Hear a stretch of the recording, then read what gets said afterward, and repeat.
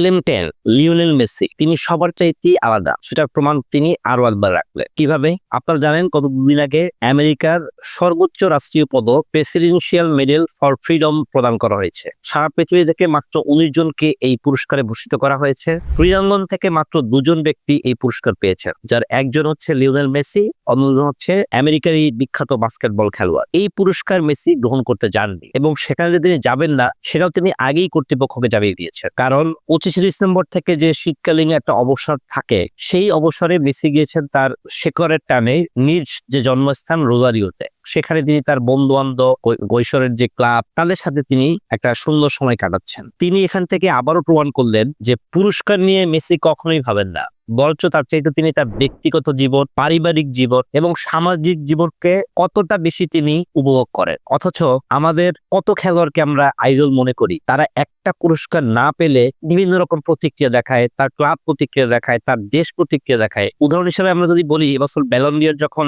Vinicius junior না পেয়ে পেলেন রদ্রি, তখন রিয়াল মাদ্রিদ আসলোই না সেই অনুষ্ঠানে। অনেক রকমের কথা হলো। এদিকে মেসির যে সর্বোচ্চ প্রতিদ্বন্দ্বী ক্রিস্টিয়ানো রোনালদো, তিনিও কিন্তু বিতর্কের মধ্যে জড়িয়েছেন এই পুরস্কার নিয়ে। কেন বলেছেন? তিনি খেলেন বর্তমানে সৌদির প্রো লিগে। সেই প্রো লিগকে তিনি বলতেছেন ইউরোপের লিগের সমান পর্যায়ে। আর আমেরিকায় মেসি যে লিগে খেলে, মেজর সকার লিগ, সেই লিগটাকে তিনি বলতেছেন যে এর চাইতে সৌদি আরবের এই লিগের অবস্থা ভালো। রোনালদো সৌদি আরবের লিগ নিয়ে ভালো বলতেই পারেন, কিন্তু তার অর্থ এইটা না যে তিনি অন্যকে ছোট করবে। মেসি কখনো এই ধরনের বিতর্কে যায় না। রোনালদোকেও একটা পুরস্কার দেওয়া হয়েছে সৌদি সরকার কাছে, গ্লোবাল অ্যাওয়ার্ড নামে একটা দেওয়া হয়েছে। তিনি সেটাও বলতেছেন যে আমেরিকার ওই পুরস্কার চাইতে সৌদির এই পুরস্কার অনেক বেশি স্বচ্ছ। অতএব মেসি এবং রোনালদো একই সময়ে খেলার পরেও এই পৃথিবীকে গত প্রায় 1.5 দশক যাবৎ যা দিয়েছে, সেটা বিনোদনের, নির্ভেজাল বিনোদনের অনেক বড় একটা ব্যাপার। তারপরও যখন আমরা চিন্তা করি, তখন মেসি এবং রোনালদো এদের মধ্যে তুলনা করলে দেখা যাবে মেসি সবার কাছে গ্রহণযোগ্য, রোনালদো সবার কাছে গ্রহণযোগ্য হতে পারে না।